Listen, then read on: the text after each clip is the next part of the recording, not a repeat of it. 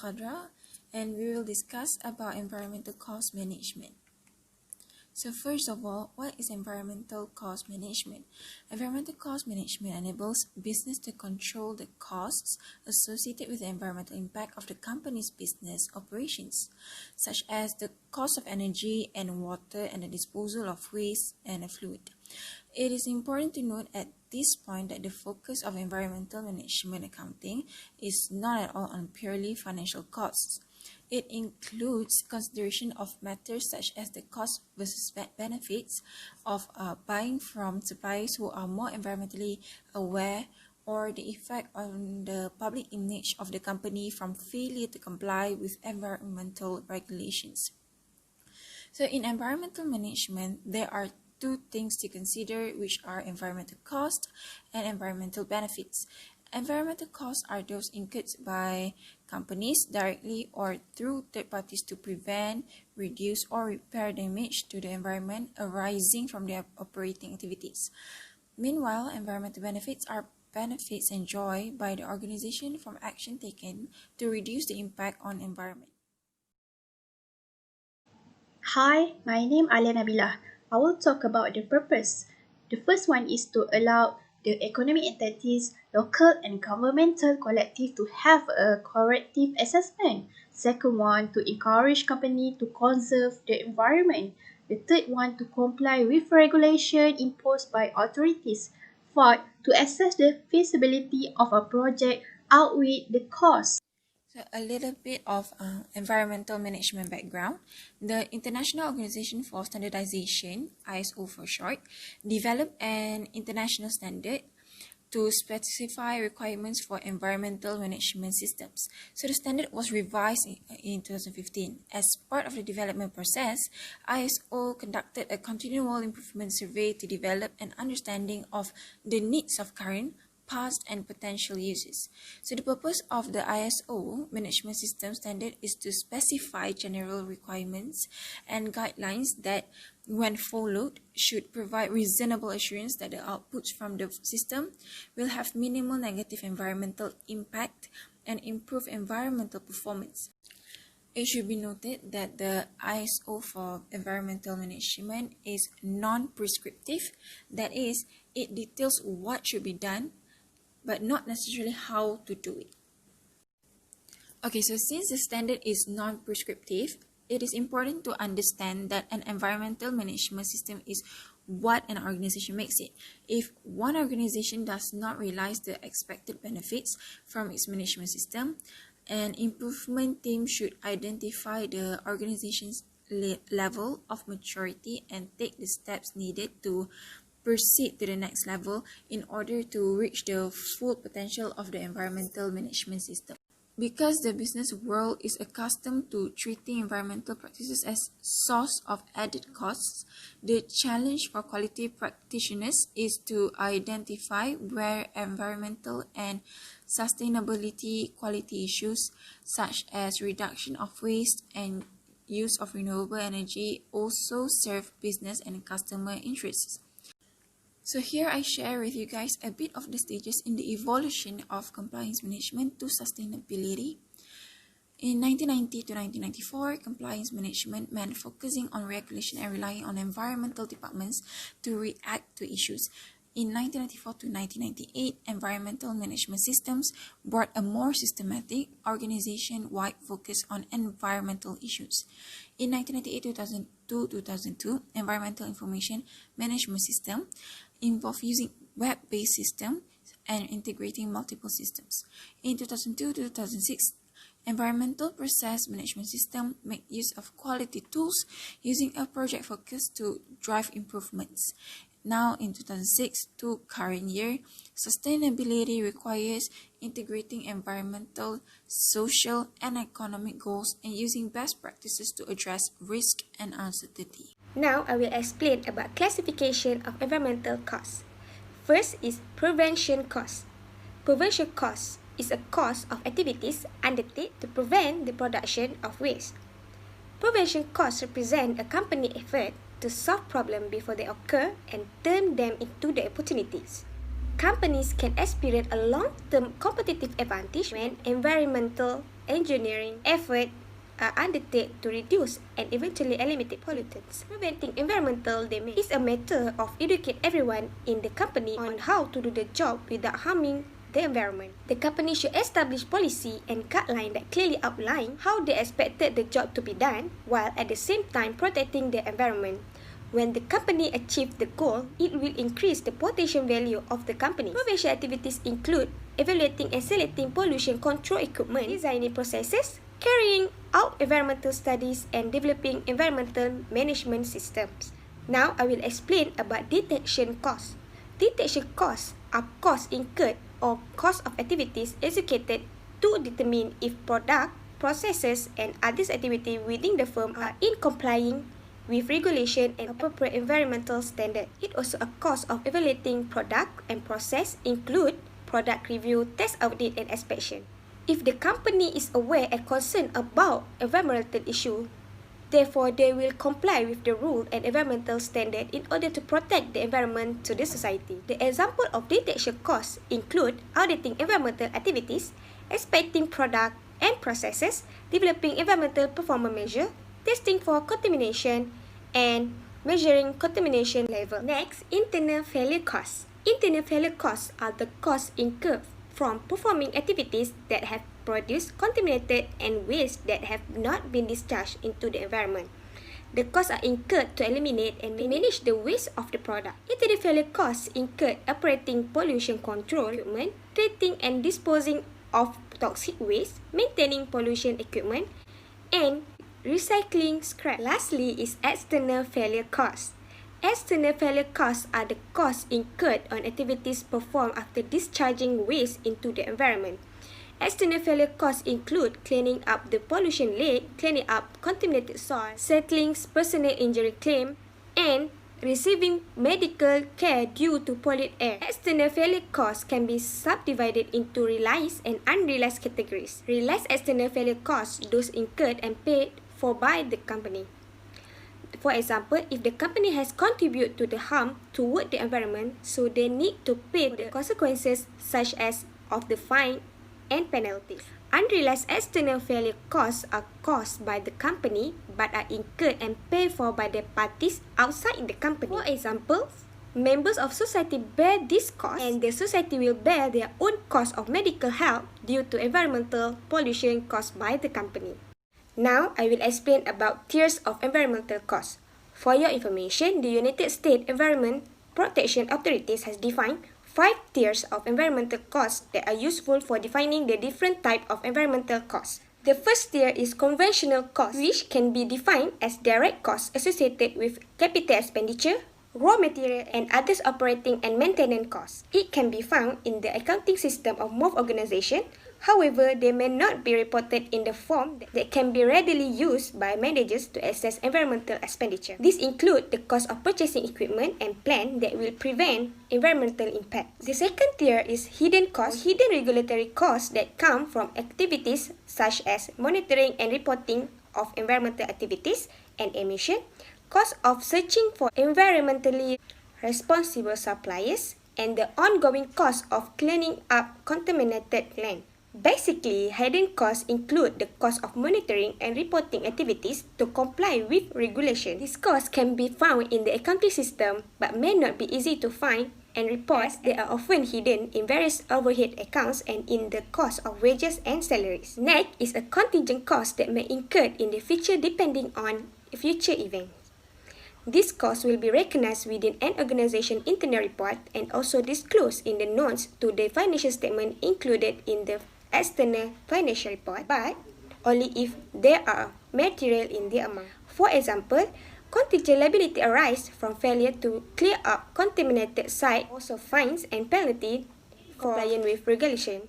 Relationship and image cost is also one of the 5 tiers of environmental costs. These costs reflect perfection of various stakeholders, which are rarely measured in standard information system and difficult to measure objectively. Relationship and image cost is also one of the 5 tiers of environmental costs. These costs reflect perfection of various stakeholders, which are rarely measured in standard information system and difficult to measure objectively. It also less tangible costs and benefit that relate to consumer perception, employee and community relationship. The last tier of environmental costs are societal costs that the organizations impose on others, which are the environment and society, for which they may not be held legally responsible and which cannot be compensated for in the legal system. These costs are very difficult to recognize and measure because of the cost of estimating the impact and the specialized environmental knowledge that might be needed to do so. In some cases, it makes easier to measure physical measurement to understand external impact. For example, Indonesia's huge fire and toxic haze have affected the society health. Thus, the society need to bear the medical costs incurred. It also have negative consequences for business and tourism. Assalamualaikum warahmatullahi wabarakatuh. My name is Wanur Salmira. So now let's move to the importance of considering environmental costs for the company and why the company adopt these environmental costs and its benefits. Currently, the increasing public green awareness from the consumers has encouraged business to consider environmental effect of their activities and also to take into consideration this matter for the decision making of the business, ensuring the business complies with environmental legislation and adopts environmental best practice can benefit the business for the sustainability in its industry. One of the importance is the companies can increase or improve their reputation to the customers by portraying themselves as environmentally responsible. This practice can set the business apart from the competitors and attract the customers who are eco-friendly. The Body Shop, one of the skincare and perfume company who against the animal testing in cosmetic industry and strive to produce the naturally beauty products. Thus, they gain attention from the customers and investors. Besides that, considering environmental costs in practice of business can help the company to reduce waste and costs.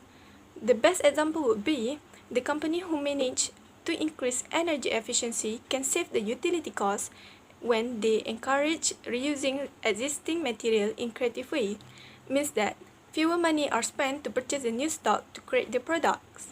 At first, the company will incur extra of money to be spent establishing green business procedures, but it will save a lot of money over time. Moreover, most states and countries have implemented the environmental compliance to be followed by the business to protect the environment. In order to avoid the penalties from the authorities, the company should follow the law by considering the environmental costs in their business.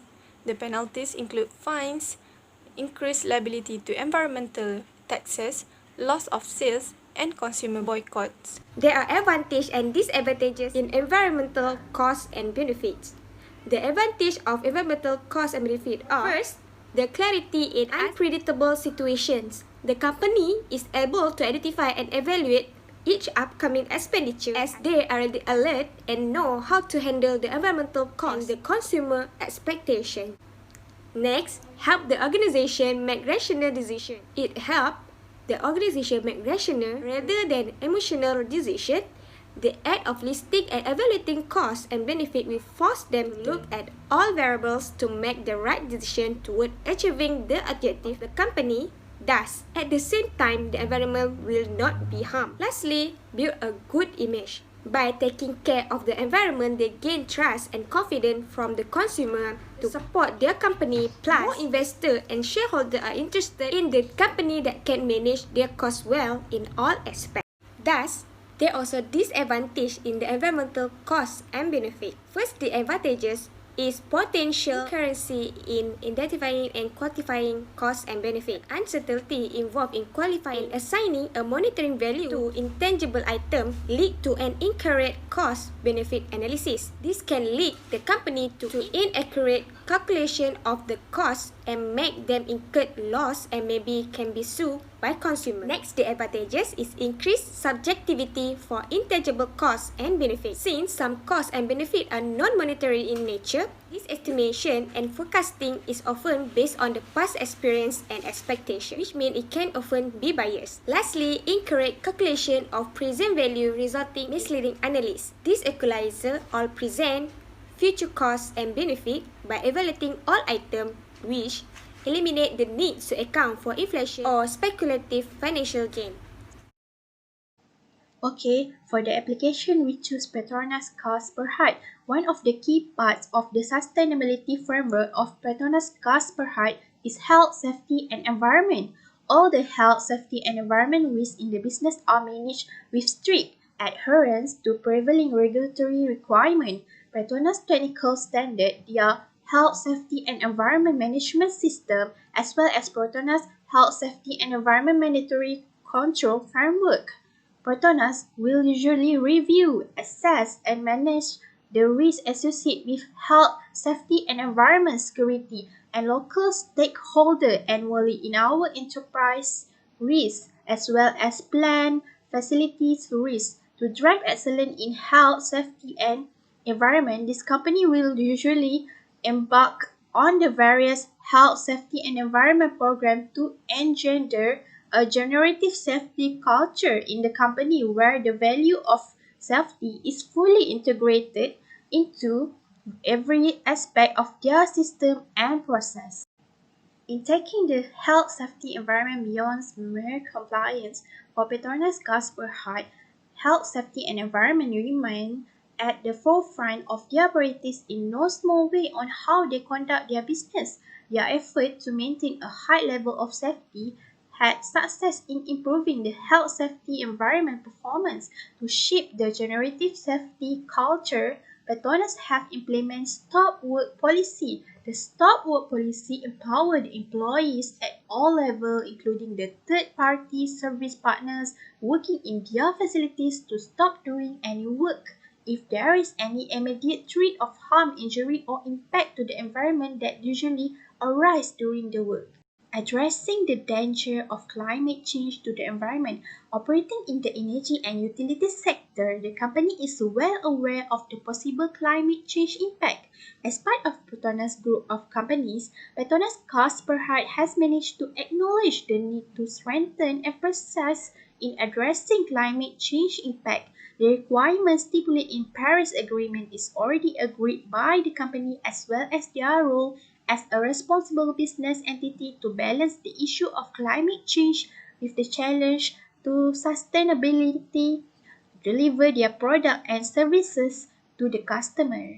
This significant reduction is supported through initiatives such as cogeneration plant installation, whereby the cogeneration plant installation have been installed in 2015 to improve the efficiency and optimize energy utilization. Besides that, another initiative are the gas turbine base load sustainability study, in which the gas turbine base load sustainability study was conducted for dual cleaning scheme to prolong the pace of fuel gas consumption and lowering the heat rate.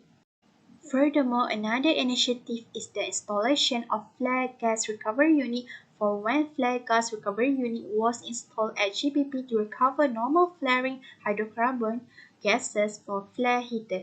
Before the conclusion, we can conclude that what Petronas Gas Berhad has achieved in its initiative on how to save the environment in their operation and also in preventing the climate change has shown their openness to be mindful of what their company may done to the environment if left unchecked. The cost incurred in their research and development as well as installation of plant can be identified as preventive costs due to the nature of them being incurred to prevent any environmental or climate disaster. Okay, so now let's see the current issues that are related to the application of this environmental cost and its benefit in Malaysia. The issue is the bauxite scandal in Kuantan Pahang. The mining of bauxite has become one of the country's rising economies, and in the year 2014, Malaysia has exported about 1 million tons of bauxite to the world. Meanwhile, in the year 2015, the total export of bauxite has increased drastically by 20 million tons. To be more specific, most of these high-quality bauxite are mined in Pahang, which makes it an attraction for many mining companies. Unfortunately, the greed of these mining companies has brought forth towards illegal and unethical activities. Malaysia Anti-Corruption Agency, which is called as MACC, has confirmed there are instances of bribery when they found that there is a deficiency in the royalty payments to the state government, which amounted to Rm 187 million. As early as May 2015, warnings has been issued by the authorities to the mining companies so that they obey the rules stated in their permits. Expectedly, these warnings are ignored by them, and this has resulted in the residents around the bauxite mining area to lash at them openly in December 2015. These illegal mining activities in Pantai Balok and Pantai Batu Hitam has created disastrous pollution as well as damages to the residents there. For the punishment, in 15 August 2018, the police force has arrested 2 men on the grounds of fraud after they have deceived a businessman by offering a bauxite mining project that does not exist in Sungai Karang, Kuantan, until he has incurred losses amounting to 90,000 ringgit. This suspect will be investigated through Section 420 Penal Code, and if convicted, will be sentenced to 10 years in prison and fined.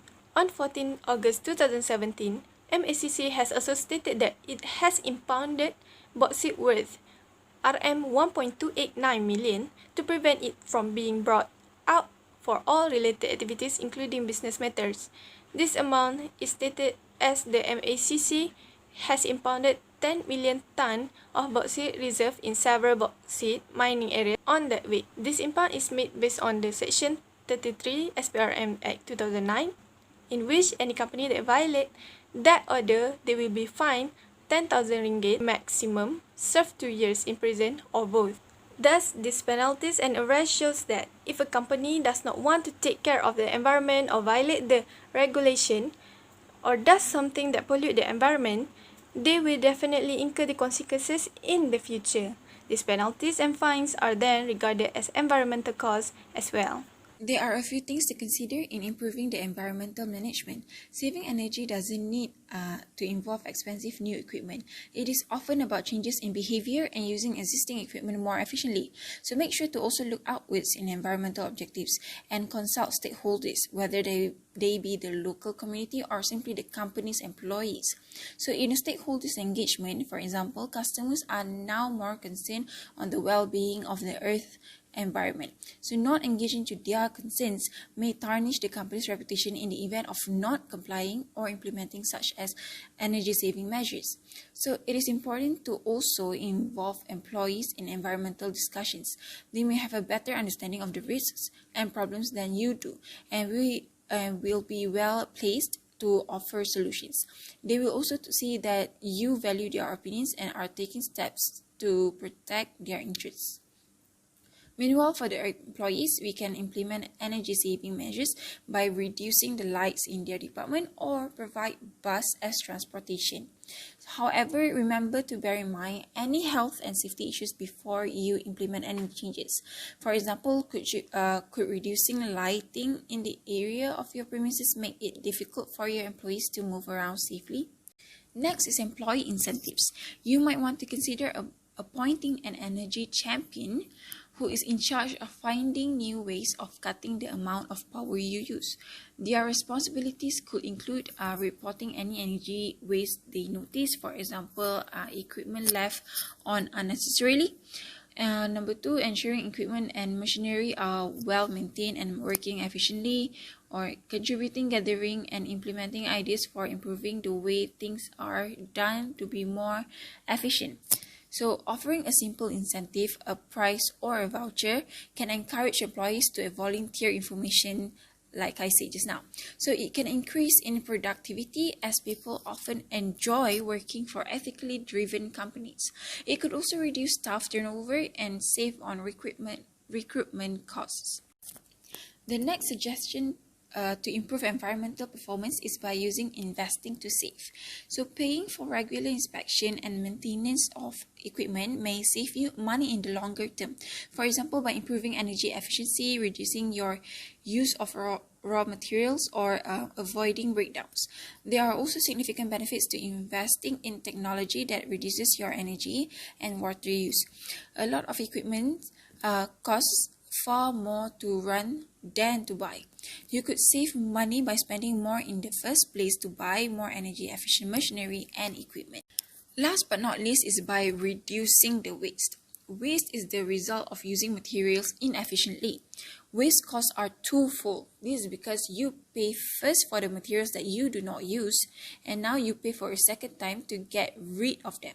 So by using raw materials more efficiently, recycling, reducing packaging, and making production processes more efficient, you can save money and help protect the environment. As for conclusion, the business nowadays experience rapid, increasingly diversified of economic growth. This economic development was supported by consideration pressure on some natural resources in many sectors, such as mining, forestry, and agriculture. The environmental policy has been strongly influenced by concern of human health and international trade, causes the business to adopt the policies for their sustainability. Based on the 4 categories of environmental costs, which are prevention, detection, internal failure, and external failure, the company should spend their money on these costs in order to be eco-friendly organization. Besides, the 5 tiers of environmental costs should be taken into the consideration. The efforts made by Petronas Gas Berhad in preserving the environment in operating their business shows a good example to the other company. Therefore, it is important for all the organization to take consideration on the environmental cost and its benefit in order to sustain their business as well as protect the environment. That's all from us. Thank you.